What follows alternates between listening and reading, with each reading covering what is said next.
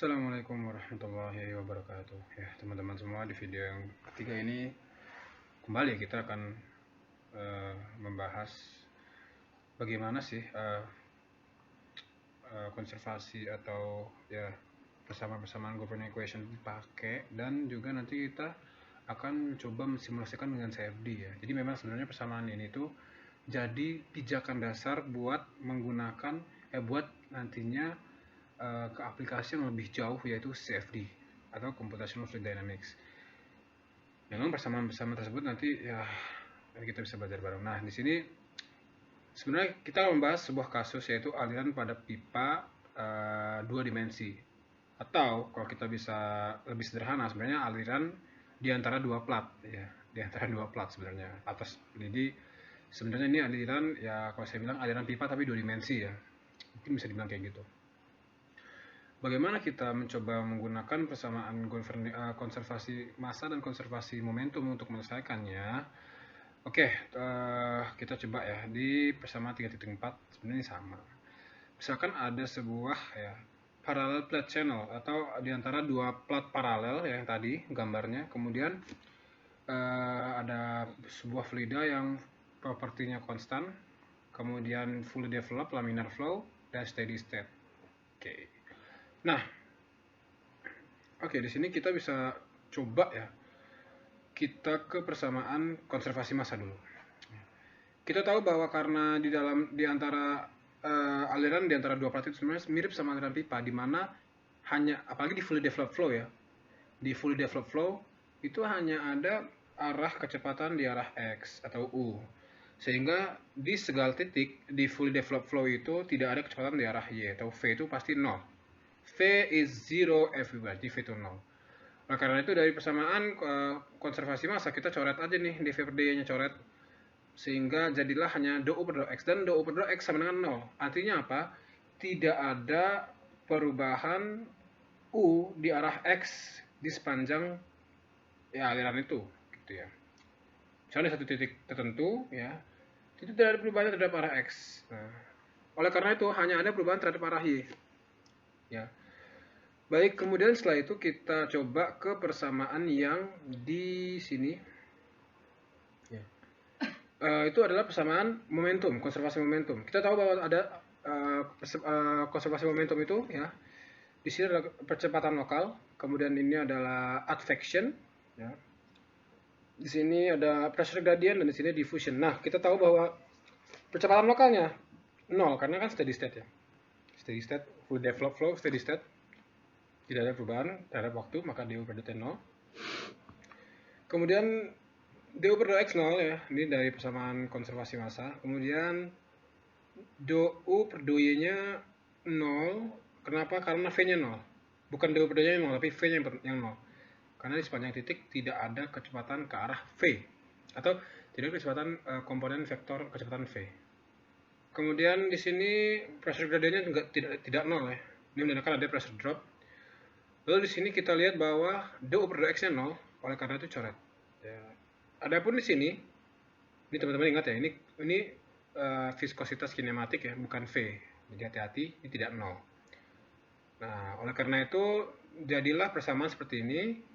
Kemudian kita integralkan ya terhadap y. Integral pertama menghasilkan konstanta 1. Kita integralkan lagi terhadap y, jadi dapatlah seperti ini persamaannya. Ada dua konstanta yang kita cari. Oleh karena itu kita membutuhkan dua boundary condition.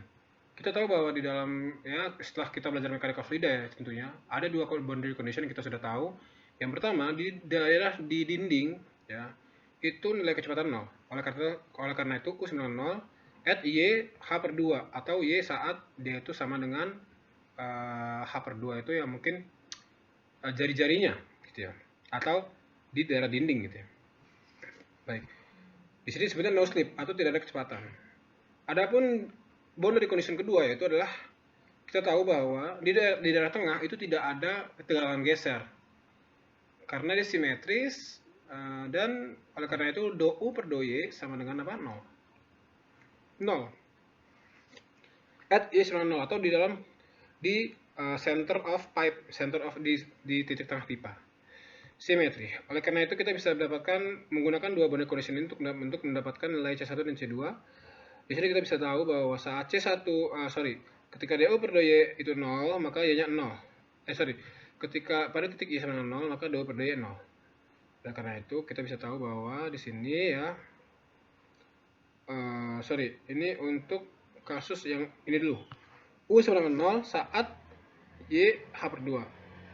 Oleh karena itu kita masukkan 0 sama dengan 1 per mu 2P per 2X ya, kali 0 ya, kali sebentar, ini saya salah nih, bentar.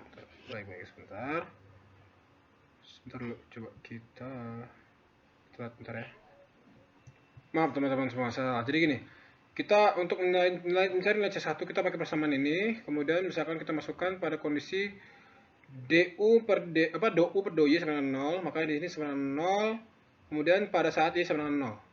Pada saat Y sama dengan 0. Oleh karena itu dapatlah persamaan seperti ini. 0 sama dengan 1 per mu 2P per 2. Ini karena ya 1 per mu karena ya 2P per 2X kali 0. Maka C1 sama 0. Dapat kita nilai C1. Kemudian kita masukkan ke persamaan ini. Kemudian kita coba di persamaan ini kita gunakan di sini ya. Sini dapatlah persamaan. Nah, ini. Baik, kemudian kita menggunakan boundary condition yang ini. U sama dengan 0 pada saat H per 2. Kita masukkan, dapatkan nilai C2 itu 1 per 2 mu 2P per 2X H per 2 kuadrat. Oleh karena itu dapatlah dengan sedikit manipulatif, ya, kita akan mendapatkan persamaan seperti ini. Ini persamaan yang mungkin teman-teman sudah sering lihat di persamaan aliran di dalam pipa. Tentunya ini pipa 2 dimensi. Gitu. Ya, baik. Kemudian di sini kita bisa mendapatkan berbagai informasi ya, di mana UM-nya itu berarti sama dengan H kuadrat plus 12 mu per 2P per 2X. Ini UM nih sebenarnya ini ya. Seperti itu. Ini cukup menarik ya. Ya, dari situ kita bisa mendapatkan banyak persamaan, termasuk kita bisa mendapatkan persamaan debit ya. Dan kita bisa mendapatkan persamaan P. Gitu ya. Oke. Jadi baik, sekarang kita bisa mencoba ke CFD ya, untuk mensimulasikan kasus 3.5 ini. Baik, di sini kita sebelum mensimulasikan kita harus tahu gambaran simulasi seperti apa. Di sini kita tahu bahwa ada dua plat, di antara dua plat ini dia berarti dua dimensi ya. Kemudian ada pertama itu dia punya H-nya 0,1, kemudian L-nya 1 meter. Ya, panjangnya 1 meter. Di sini ada ini entrance length atau kondisi apa nih istilahnya, wilayah pada saat masuk ya. Ya, ini entrance region. Kemudian di sini kita tahu bahwa ada fluidanya itu memiliki densitas 1,2 kg per meter kubik dan memiliki viscosity. Nah, di sini kita lihat ada dua kasus, ada A dan B.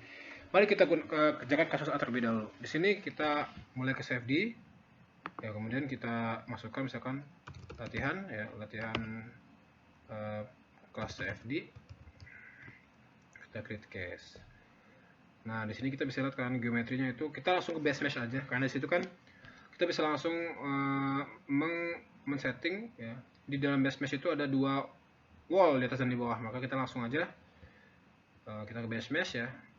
Tadi kita tahu bahwa atau tebal antara dua plat itu atau H-nya itu 0,1 dan panjang platnya 1. Maka coba kita misalkan ini kan arah X, Y, dan Z, ini 0,1, ini kita buat dari 0 sampai 0,1. Kemudian ini kan di dua dimensi, Z itu kita bikin tipis saja ya, tapi misalnya 0,01, dari sini saya bikin 0,01. Ya, ini kita bisa lihat bahwa ada domain seperti ini ya. Ini H-nya, kemudian ini L-nya. Habis itu misalkan sekarang kita atur jumlah divisionnya atau kita akan mengatur jumlah selnya. Jumlah selnya itu ya kita atur, ini arah X. Misalkan di sini saya buat 200 ya. Kemudian di sini division ke arah Y-nya saya bikin 30. Ya, kita bikin seproporsional mungkin, dan arah Z-nya 1 karena kita hanya menggunakan dua dimensi. Kemudian grading portionnya kita buat portionnya itu di 0,5 ya, karena kan kita ingin seimbang. Grading portion kita membuat grading ya.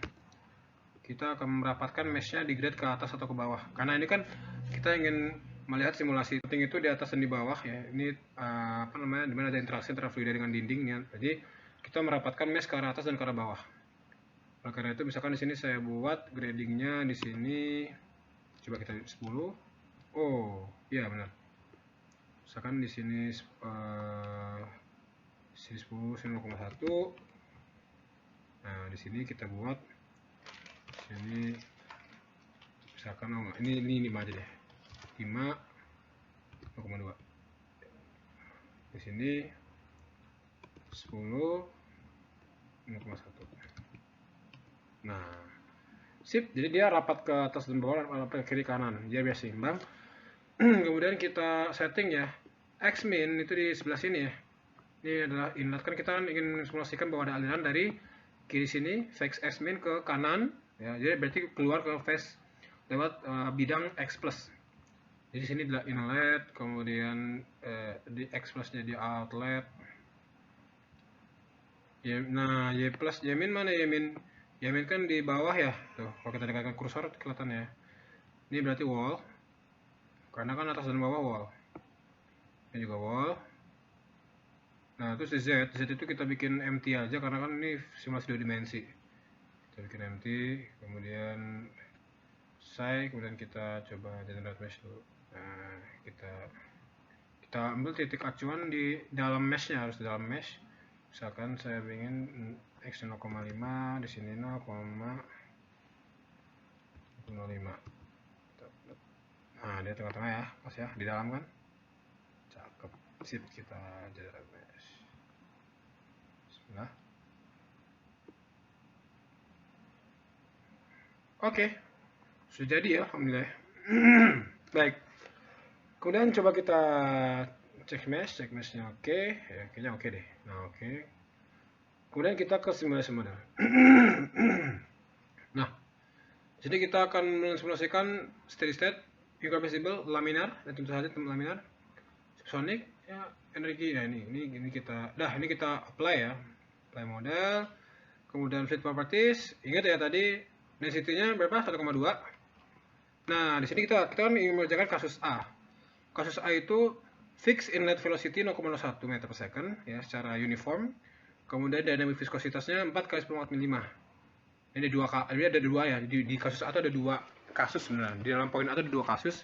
Kasus saat dia itu viskositasnya 4,10 mm dan viskositas saat 10 mm.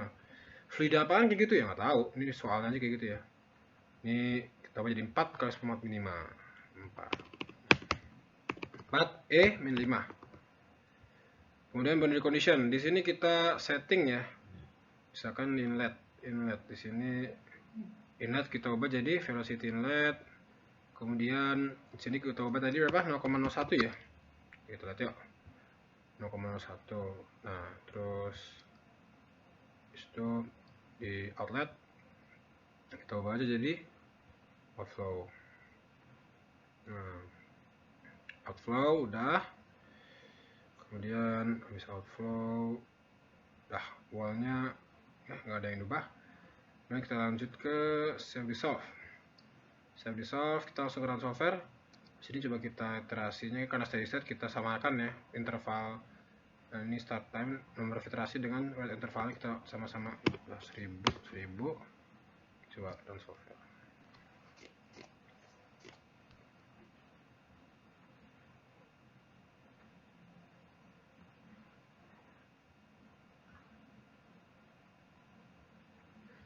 Ya, sudah konvergen ya perhitungannya, alhamdulillah. Terus kita coba lihat hasilnya, kita buka ini.